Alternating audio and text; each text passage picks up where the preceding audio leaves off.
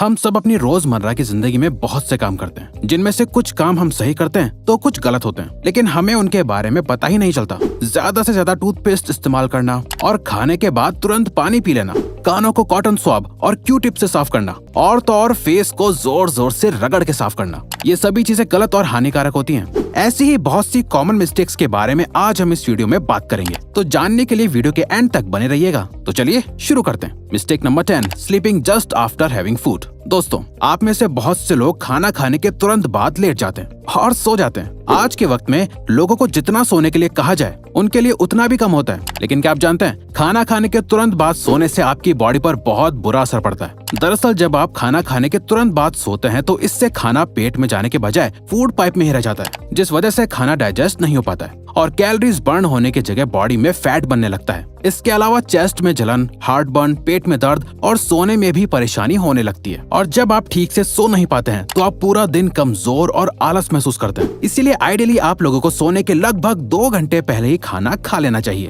और तो और खाना खाने के बाद आपको थोड़ा घूम भी लेना चाहिए, जिससे खाना जल्दी डाइजेस्ट हो पाए। Mistake number 9, sharing makeup brushes and razors. Sharing is caring वाला कोट तो आप लोगों ने बहुत बार सुना होगा, लेकिन हर चीज को शेयर करना आपके लिए बहुत नुकसानदायक साबित हो सकता है। जैसे लोग अक्सर एक दूसरे के मेकअप इस्तेमाल कर लेते हैं, लेकिन क्या आप जानते हैं ऐसा करने से आपको अलग अलग इन्फेक्शंस हो सकते हैं। असल में दोस्तों, हमने आपको पहले भी एक वीडियो में बताया था कि फेस और आईलैशेस पर पैरासाइट्स होते हैं, और जब आप एक दूसरे का मेकअप इस्तेमाल करते हैं तो ये पैरासाइट्स आपकी आंखों और फेस के अंदर जाकर इन्फेक्शन कर सकते हैं, जिससे आपको बहुत सी सीरियस प्रॉब्लम्स हो सकती हैं।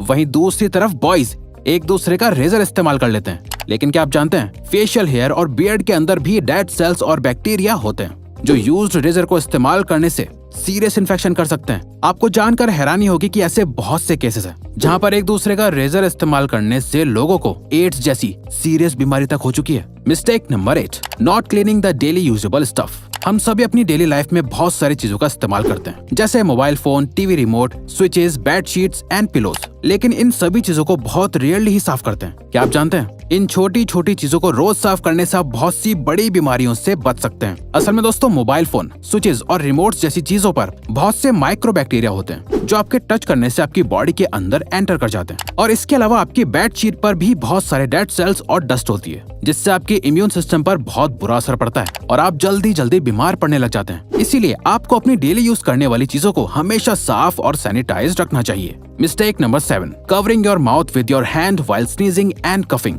आपने अक्सर लोगों को कहते हुए सुना होगा कि खांसते और छींकते वक्त हमेशा अपने फेस को ढक लेना चाहिए, लेकिन क्या आपको फेस को सही ढंग से ढकने का तरीका पता है? दोस्तों, आपको कभी भी खांसते और छींकते वक्त अपने हाथों से फेस को कवर नहीं करना चाहिए। असल में दोस्तों, जब आप खांसते या छींकते हैं तो बहुत से जर्म्स आपकी बॉडी से बाहर निकल जाते हैं, और जब आप इस दौरान फेस को हाथों से कवर कर लेते हैं तो वो हार्मफुल जर्म्स आपके हाथों पर आ जाते हैं। तो जाने अनजाने में वो जर्म्स आपके हाथों से वापस आपके शरीर में एंटर कर जाते हैं। इसीलिए दोस्तों, आपको हमेशा खांसते और छींकते वक्त हाथों की जगह एक साफ टिश्यू पेपर का इस्तेमाल करना चाहिए, जिससे आप तुरंत डिस्पोज कर सकें। एक बार इस्तेमाल करे हुए टिश्यू को भी आपको बार बार इस्तेमाल नहीं करना चाहिए। मिस्टेक नंबर 6, आज के मॉडर्न जमाने में बड़े नेल्स रखना और उन पर आर्ट करवाना फैशन बन गया है। इसके साथ साथ ही कुछ लोग ऐसे भी होते हैं जो अपने नेल्स को दांतों से चबा लेते हैं। लेकिन दोस्तों, क्या आप जानते हैं नेल्स को काटने के बाद जितना इम्पोर्टेंट हाथों को धोना होता है, उतना ही इम्पोर्टेंट नेल्स को ट्रिम करना भी होता है। असल में दोस्तों, नेल्स में एक गुलाबी हिस्सा होता है जिसमें बहुत सी नर्व्स होती हैं, और साथ ही ये नर्व्स बहुत सेंसिटिव होती हैं, और जब ये नर्व किसी हार्ड सरफेस के टच में आती हैं तो बहुत ज्यादा पेन और ब्लीडिंग हो सकती है। इसीलिए नेल्स को काटने के बाद ट्रिम करना बहुत इंपॉर्टेंट होता है। तो दोस्तों, अगली बार अपने नेल्स को काटने के बाद ट्रिम करना ना भूलें। Mistake number 5, drinking water just after having food.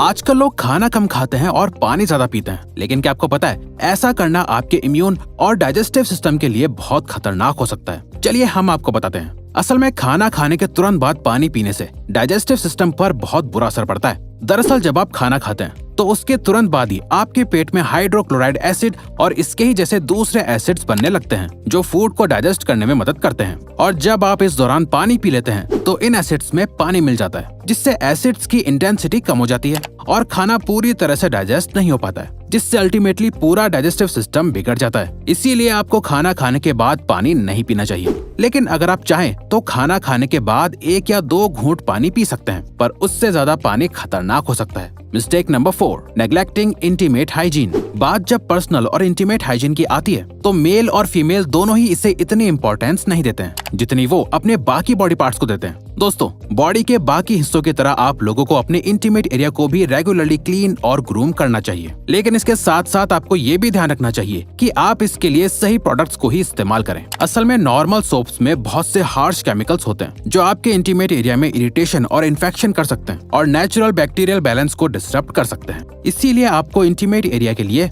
Specially made product इस्तेमाल करना चाहिए और किसी भी तरह की इंटीमेट प्रॉब्लम को नेग्लेक्ट नहीं करना चाहिए। आपकी इंटीमेट हेल्थ आपकी अल्टीमेट हेल्थ के लिए कॉम्प्लीमेंट्री होती है। Mistake number 3, taking excess toothpaste on toothbrush. हम सभी को लगता है कि जितना ज्यादा टूथपेस्ट लेंगे दांत उतने ही ज्यादा साफ होंगे, लेकिन ये बिल्कुल भी सही नहीं है, बल्कि इससे तो आपको बहुत नुकसान हो सकता है। असल में दोस्तों, टूथपेस्ट को बनाने के लिए सोडियम क्लोराइड और प्रोपिलीन ग्लाइकोल जैसे केमिकल्स का इस्तेमाल किया जाता है। ये वही केमिकल्स हैं जिनकी वजह से टूथपेस्ट में झाग बनते हैं। लेकिन क्या आपको पता है, सोडियम क्लोराइड का इस्तेमाल चूहे मारने की दवाई में भी किया जाता है। जी हाँ, ये बिल्कुल सच है। अब आप खुद ही सोच सकते हैं कि ज्यादा पेस्ट लेने से आपके दांतों पर कितना बुरा असर पड़ता है। ज्यादा पेस्ट लेने से दांत साफ होने के बजाय कमजोर होते हैं और मसूड़े भी कमजोर पड़ते हैं। इसीलिए आपको हमेशा पी साइज यानी मटर के दाने के बराबर ही पेस्ट इस्तेमाल करना चाहिए। इसके अलावा आपको दिन में 2 बार ब्रश करना चाहिए, 1 बार सुबह और 1 बार रात को खाना खाने के बाद, ताकि आपके मुंह की सफाई पूरी तरह से मेंटेन रहे।